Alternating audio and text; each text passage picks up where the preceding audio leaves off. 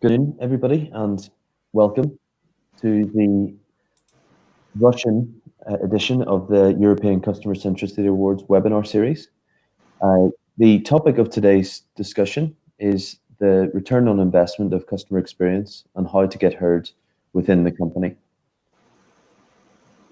As I mentioned, this is the Russian edition of the webinar, but we have been running these all over Europe over the last 2 weeks. And this is part of the European Customer Centricity Awards, which are taking place in Budapest in September. The entry deadline for these awards is the 22nd of April, so just over a month to get involved. And we will also have a conference as part of the awards, which will take place 21st and 22nd of September. We have a fantastic lineup of CX specialists today. Olga Guseva, who I've known for many years as the managing partner of Integria Consulting. We also have Guybbenet, who is the customer experience director of Tele2, and Iniyar Davidova, who's the head of CX improvement of Alpha Bank. I would like to start by introducing you specifically to Olga, who will be running through a number of questions, and then we'll hand it over to Nina, and then on to Iniyar. So over to you, Olga. Okay, ladies and gentlemen, it's my pleasure meeting you today.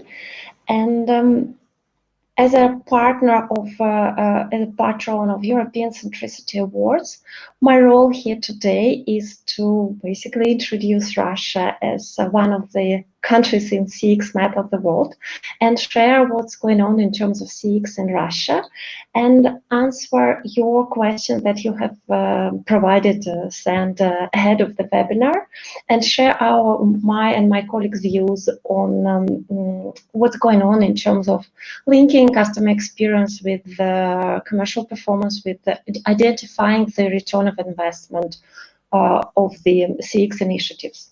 So the first question we have received from you is, why do so many companies get it wrong when quantifying the return on investment of creating a customer-centric culture? And basically, we have just, me and my colleagues, we have just completed judging the Russian Customer Centricity Awards, and we have reviewed more than 100 questions. And what we have seen from these cases is it is really complicated to justify the return on investment on a CX initiative. And probably this point was one of the weakest spots across most of the cases we have reviewed, being a judge of not only Russian but also number of international and European awards, I can tell you that it's not only happening in Russia, but it's a universal problem all across the world. But at the same time, a lot of CX practitioners keep saying that being heard by the management of the company, by CEO of the company, by the owner of the company is very, very important. And the key to being heard is to be able to manipulate with numbers, to show the numbers, show where the money is. So why we all understand it is very important, why it is so complicated for the most of the companies.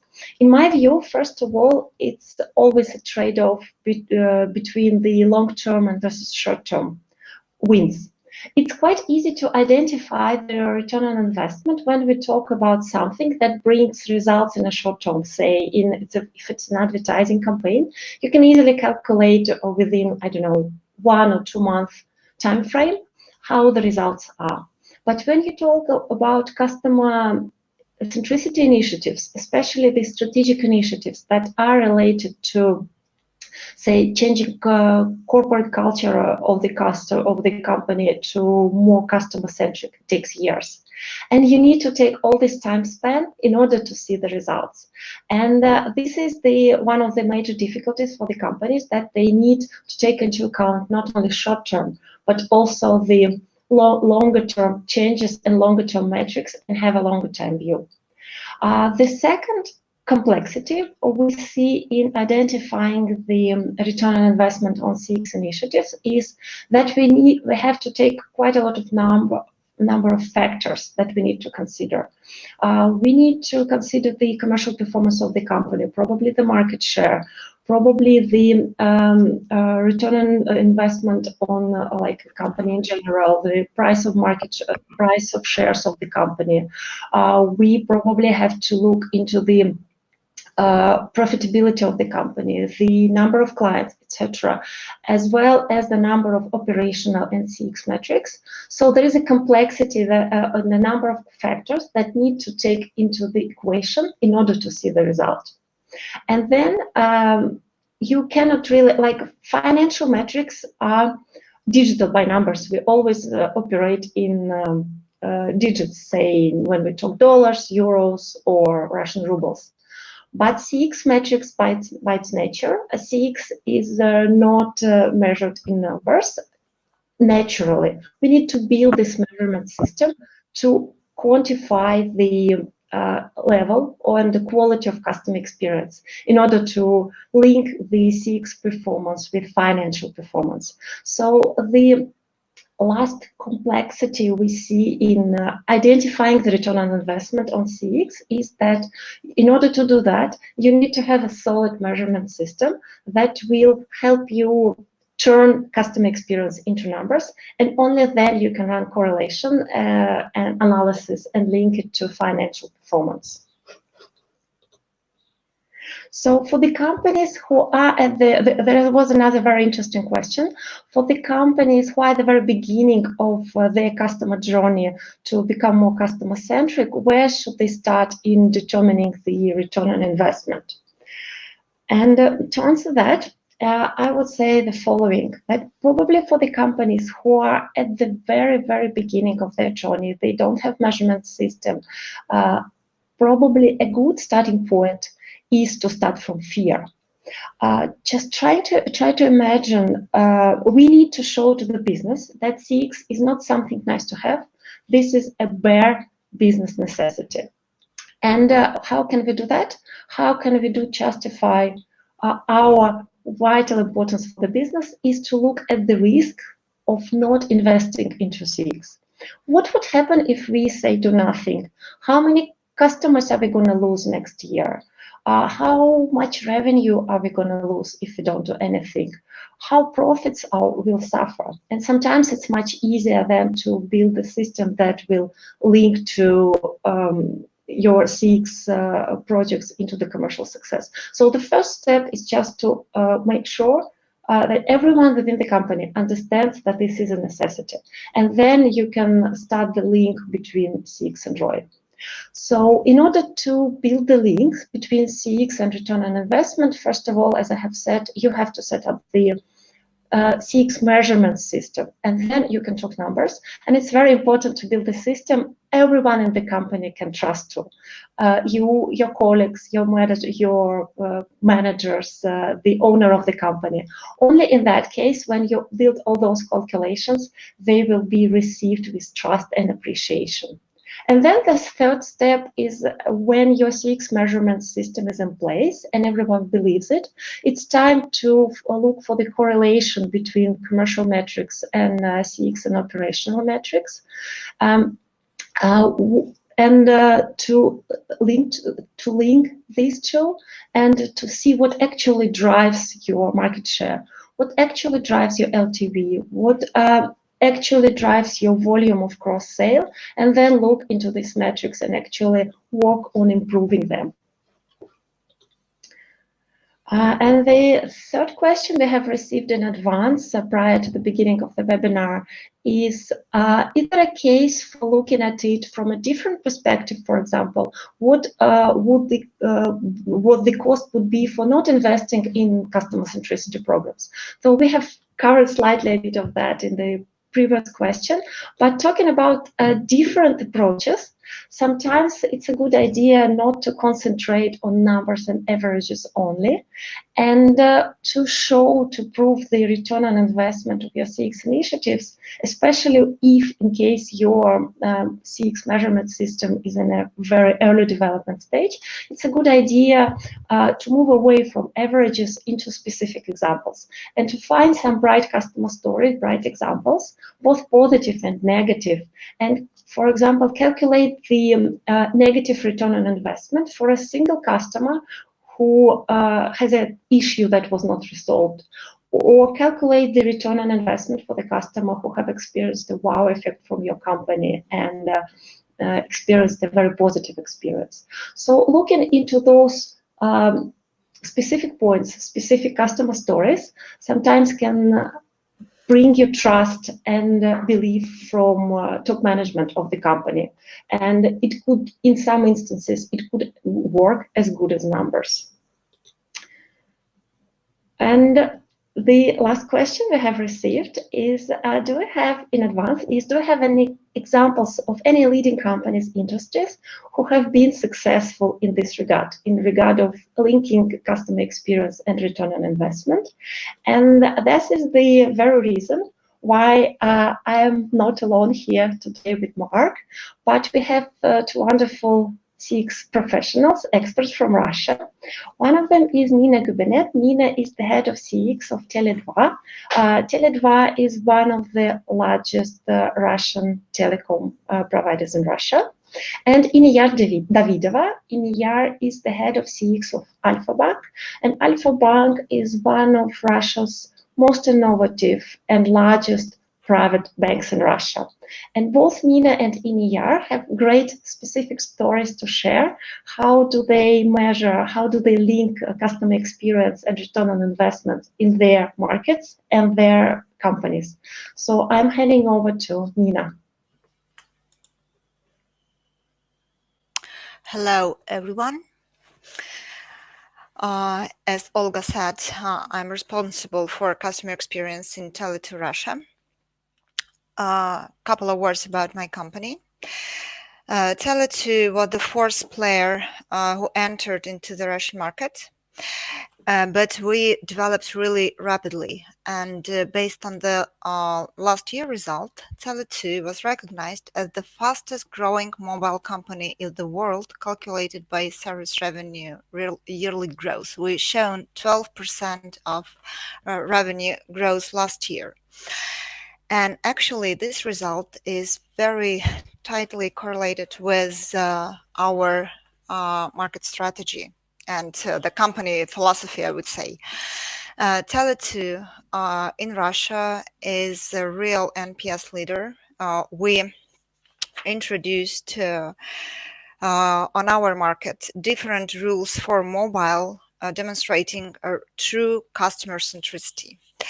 And it's important to say that we are actually now the smallest out of the fourth mobile operator in terms of company, in terms of customer base.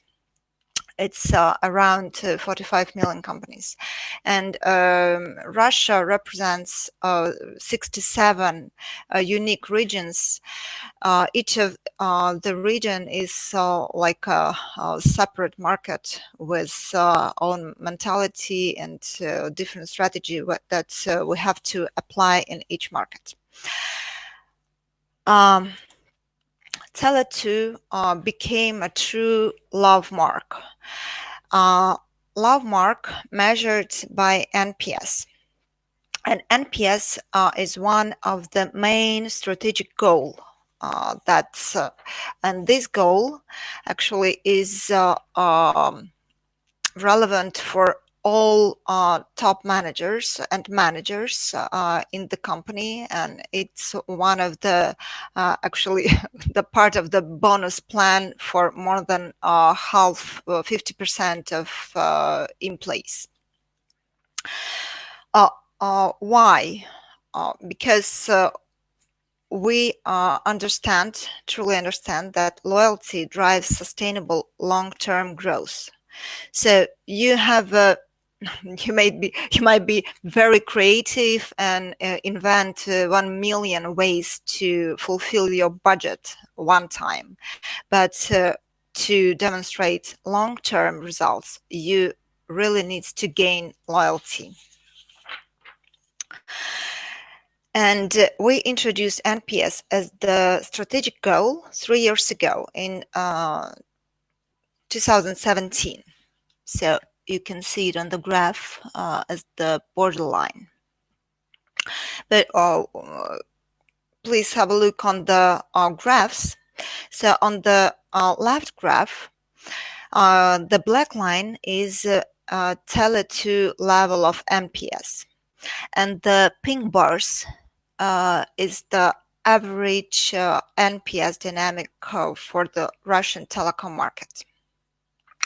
On the right slide is the graph, the pink graph shows Tele2 NPS gap from the closest competitor. So NPS itself is demonstrating a growing trend, but the gap with the closest and strongest competitor is really declining, not because Tele2 NPS is declining, but because a competitor is really taking on. So that's why we started when we introduced NPS as a strategic goal. We were focused to increase our NPS of our company. But after a year, we understood that it's not enough just focusing on your own NPS. It's very important to focus on champions gap, because the gap is the most important thing for growth. And why we are focusing on gap? Because if the gap will decline further, it might create a real, true risk for long-term growth. But you cannot increase NPS and the gap without investment. And it's very important to keep balance between long-term and short-term decisions. And also, in the strong competitive situation that we have on the Russian market, it's very important to keep the whole company's focus on NPS and on loyalty. So,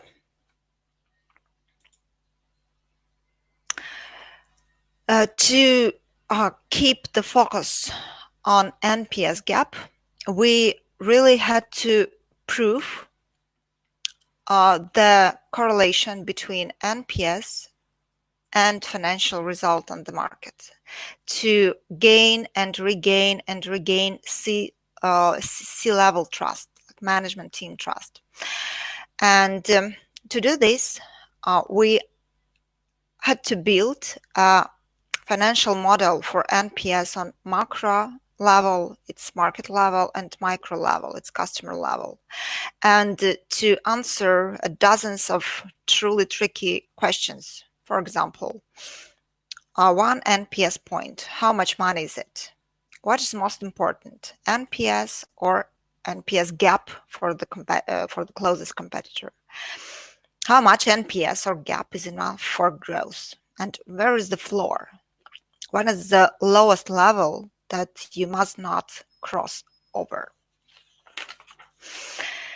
And so we managed to answer these questions, and now I will explain how. For years, actually, we measured market NPS.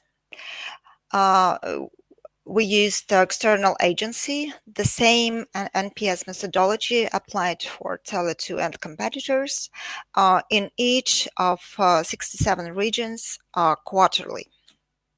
So we had for quite a long period of time quarterly results for Tele2 competitors for 67 regions.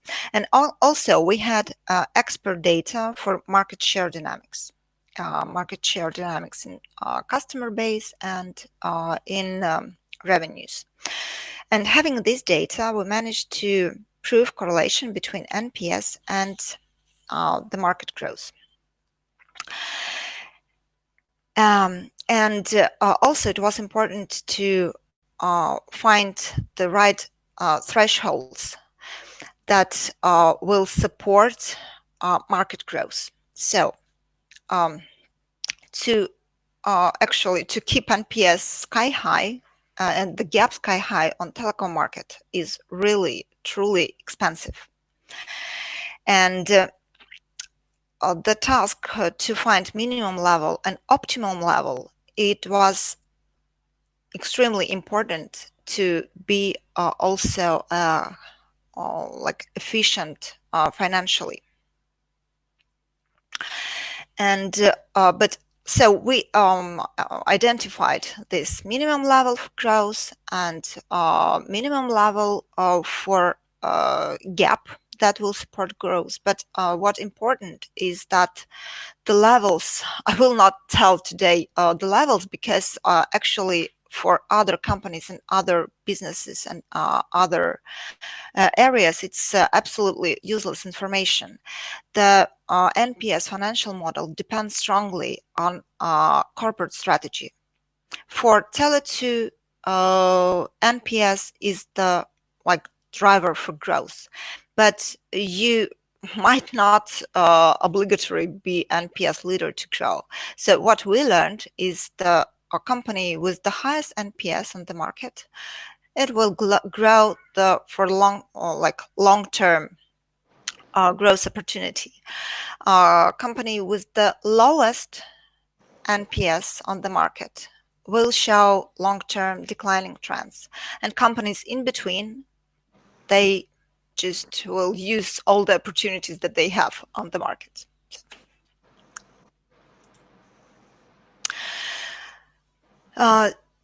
This is really interesting, because when we were entering into this exercise, I was truly nervous because it was a big chance that there would not be correlation. And but surprisingly, there was. And we identified for different NPS levels and different gap levels, like different tempo of market growth. So we look separately market share dynamics for customer base and market share dynamics for revenue. But it's also obvious that NPS and gap are strongly correlated. So higher NPS, higher gap, then higher customer growth and higher revenue growth. But what we also learned that NPS, NPS model is different for different maturity level of the company. So as I told that Russian market is not homogeneous. We have 67 regions, and they are very, very different. Some of them are very mature. Some of them have just started.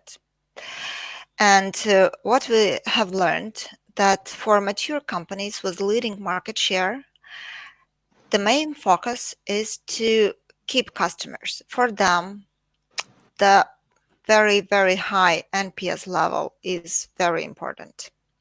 And gap doesn't play such a huge role. And for small, rapidly growing companies, the main focus is to continue to grow fast. And for this purpose, gap is the most important thing. So actually the most important question was, so how much NPS and how much gap is enough? So where should we target and where is the limit? Of course, the NPS ambitions level depend on strategy and on budget available. Higher gap, higher growth, but higher costs. So we during this analytical exercise, we identified several, actually a lot of gap and NPS thresholds, and each threshold corresponds with different growth tempo Some thresholds correspond with the not with the growth, but with declining trends. So we just took a reasonable interval to set the target. When so the minimum level is the gap level when we still can grow, but not extremely fast. Target level corresponds with the gap level that can show quite like normal acceptable growth tempo, and stretch is the gap level when we could expect quite high growth tempo, but still without extraordinary investment into the whole system.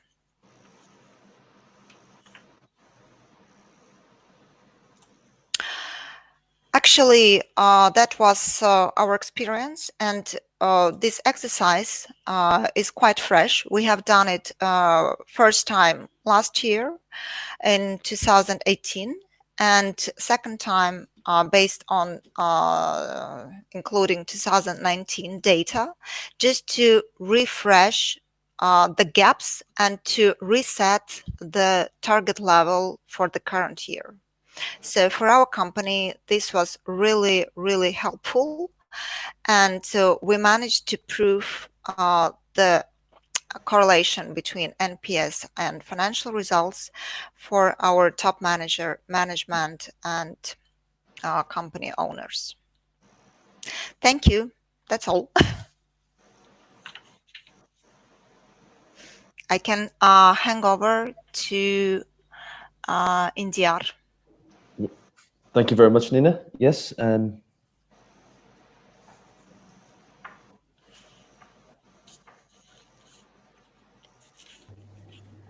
Hello, my name is Iniyar Davidova. I am from Alpha Bank. First of all, I would like to tell you a little about Alpha Bank. Alpha Bank is one of the top 5 largest Russian banks and is the largest private bank. That is, the first 4 banks are banks with government participation. So we have about 6.5 million private clients and more than 0.5 million business clients. In Russia, in the banking sector, most banks try to be more digital. For example, we have banks without offices, and they try to switch all service to remote service as much as possible. This is due to the fact that now one of the most important values for the customers is speed. And on the part of the bank, remote operations can reduce the cost of servicing, especially in terms of simple daily routine operations. Alpha Bank has carefully studied the needs of its clients and customers in its segment and has chosen the phygital concept. That is, we create the client experience where it's convenient for the client. So it's some like digital experience with a human face. That is, this is not a forcible restriction of the client, but about the freedom of choice. What are the differences in the banking sector? In Russia, banks offer approximately the same list of products and approximately the same terms. And private banks compete in innovative solutions for the benefits of customers.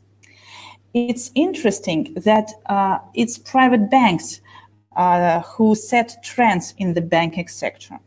However, the competing banking sector is impossible not to improve the customer experience. Otherwise, the market position will be lost. That is, now the focus is so reoriented that it's necessary to prove the need for investment less and less.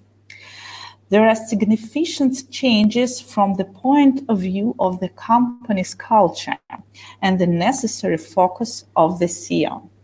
So the difference is in the best customer experience.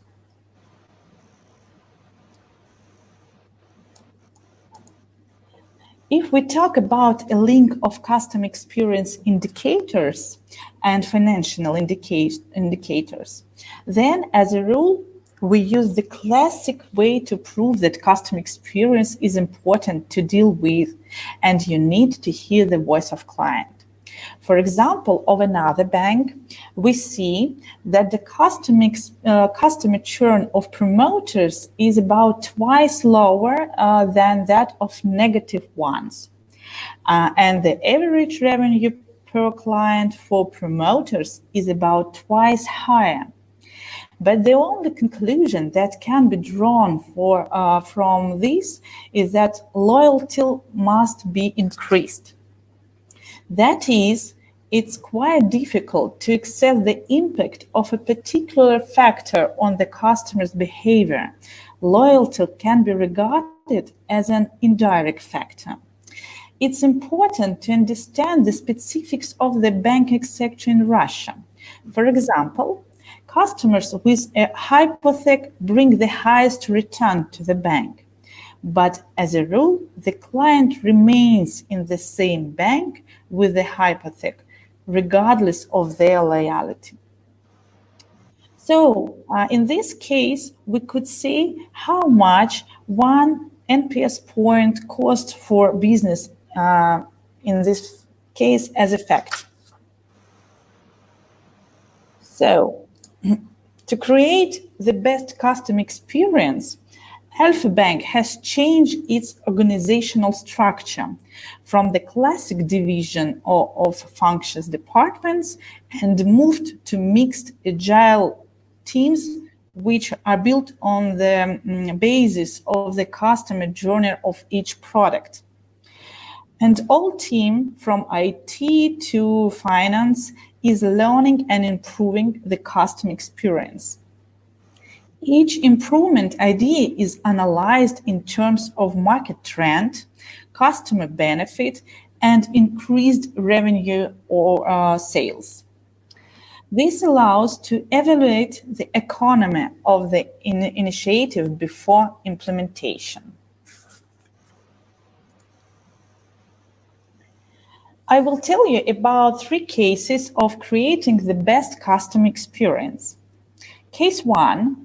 It's instant issue of the card and instant linking to payment by phone. From the point of view of investments, only the team's wages are paid and sales have increased significantly. Speed is important for the customer. This is exactly what our customer needs. The question is, do we need to prove the investment in creating an innovative product?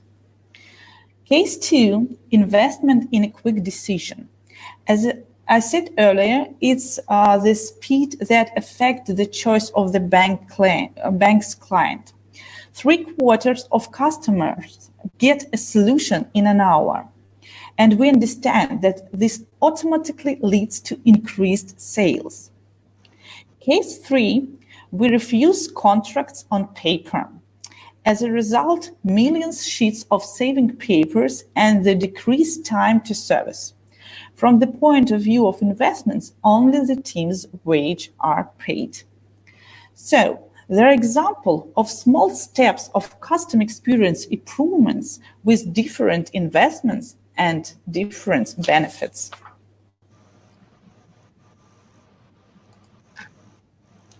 And I tell you not about our experience, but some of it was taken over.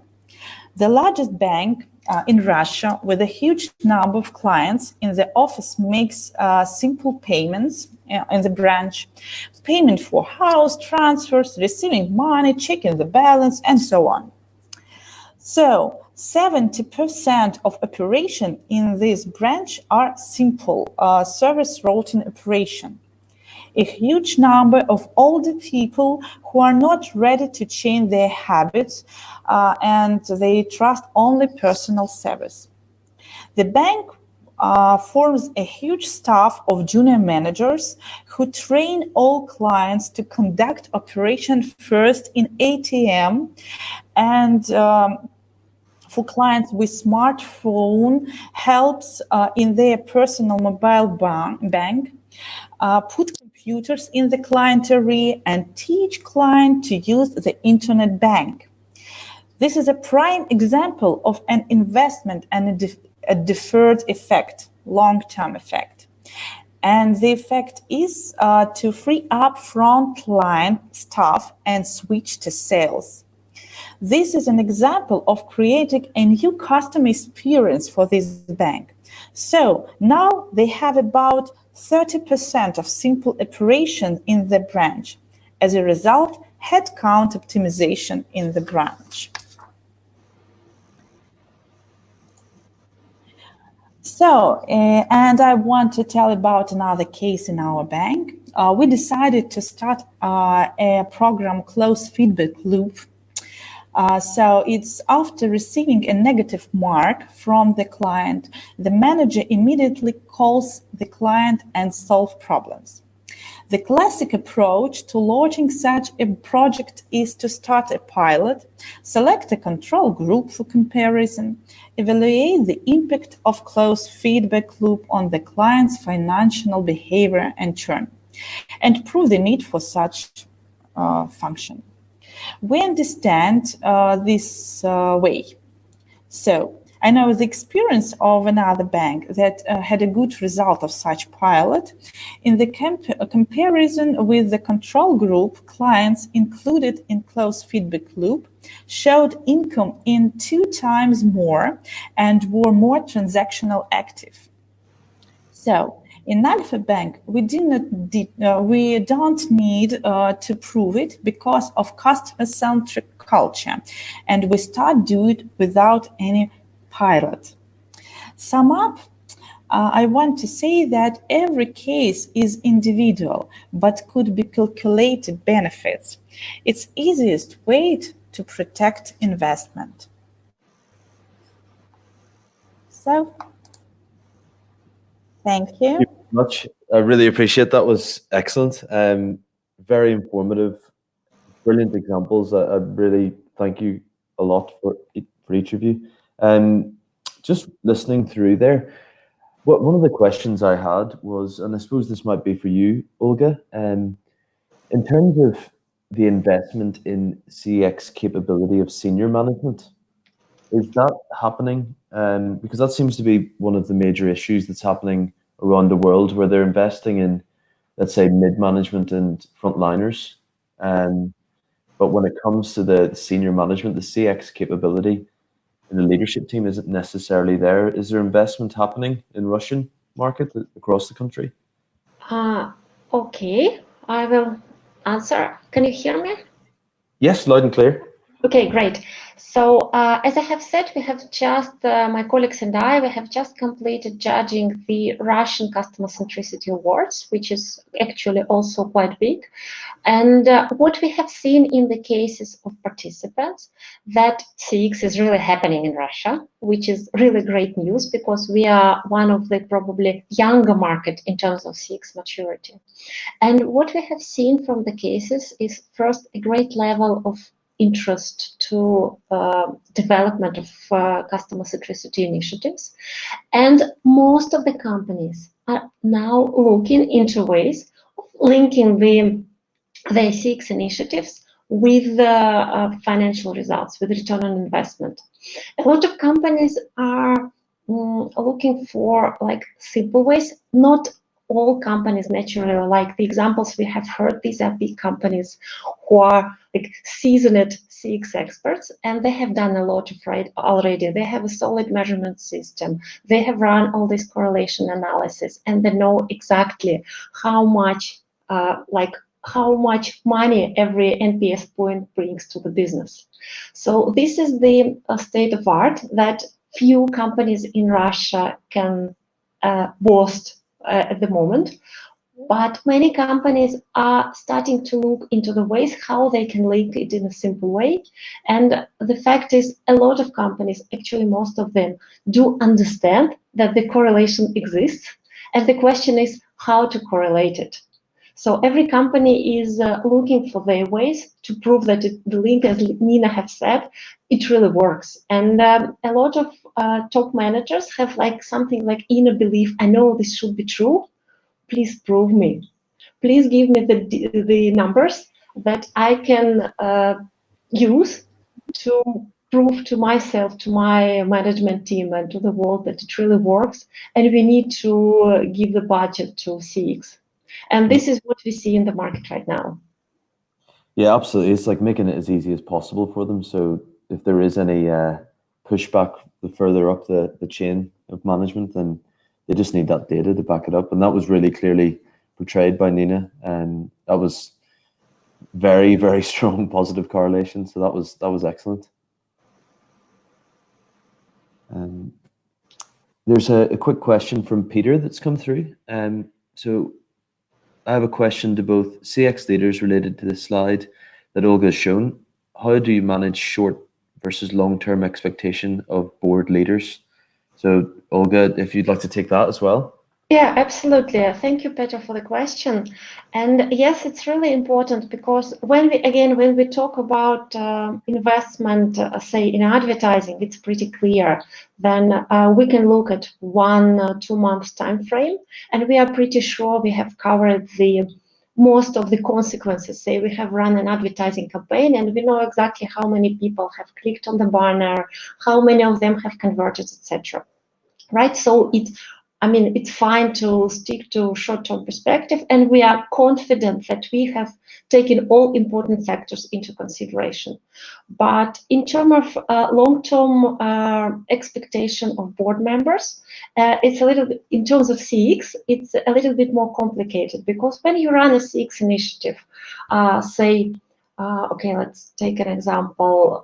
We are investing in customer service, and we are investing, say, in a call center. We are expanding the capacity or investing in technologies to make sure that the waiting time for the customers is no longer than X number of seconds, right?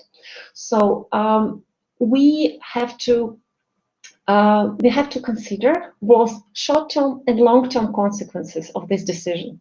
Because in terms of short-term consequences, the very next day, we will see that the number of dropped calls will be decreased, right? Because customers don't have to wait, their questions have been answered, the problems have been resolved. So we will see it the very next day we have introduced this change. And there is a long-term consequence, say the NPS. If we measure the NPS, there is a natural gap because customers need to experience, customers need to share with the companies. Company run NPS surveys every month, for example. And then we will see a delay and the NPS will grow later, right? So we will see a delay from the moment we have done the change and when the customer reaction has changed. And it's very important to set a realistic expectations in terms of everyone involved, for the board of directors as well, saying, look, these are the short-term metrics we are expecting to see. And these are long-term metrics, like mid-term and long-term metrics. And this is how we're going to measure them. And this is the expected result we're expecting to get. And when we put it that way, we, as CX experts, we think about customer experience of board members. And then we can set up their expectations realistically. They know what to expect in short term, they know what to expect mid-term, and they know what to expect long-term. And then we can also measure the results in all these 3 grades, and this brings clarity to everyone. And then the board of directors can make informed decision whether we are ready to invest into this project. Do we see the value as the people who are responsible for making important decisions for the company. Do we see the value after we have seen all these three consequences? And then there is a decision to invest into the project. Have I answered your question, Peter? Yeah, okay. I think so. He's written, so yes, okay. Absolutely. I think I totally agree with you there, Olga. From my experience as well, it's really underestimated and not really talked about as much as it should be, the importance of internal communication and managing expectations within the company.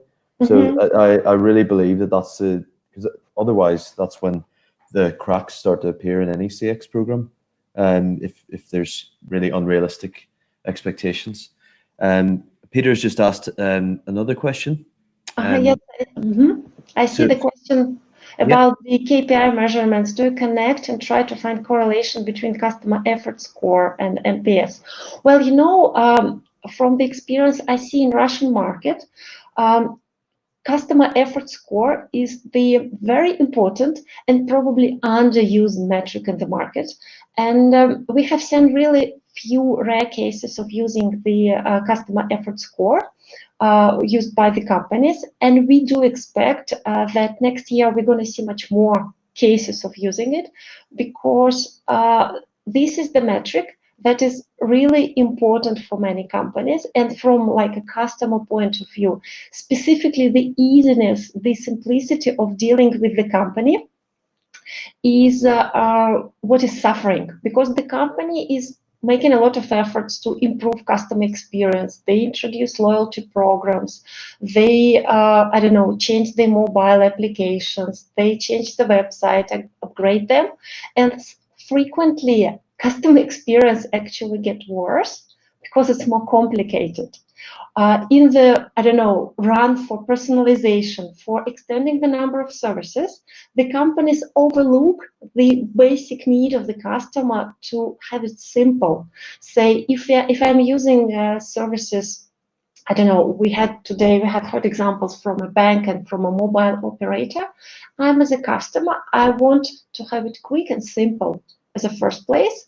And that's why customer effort score is a very good metric to measure that and to actually measure this level of simplicity and link it to customer behavior. So to answer your questions, I haven't seen any big cases like digitalized cases of linking the customer effort score and commercial performance in Russia, not yet, but I'm really looking forward to see it, because I think this is a future for many companies in Russia, and I'm sure a lot of companies are going to use it as well in the nearest future.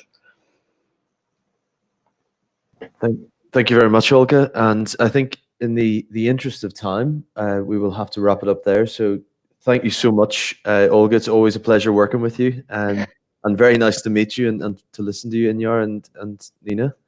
So thank you, everybody who's listened today as well, and have a great day. Thank you. Thank you, everyone. Thank you. Bye.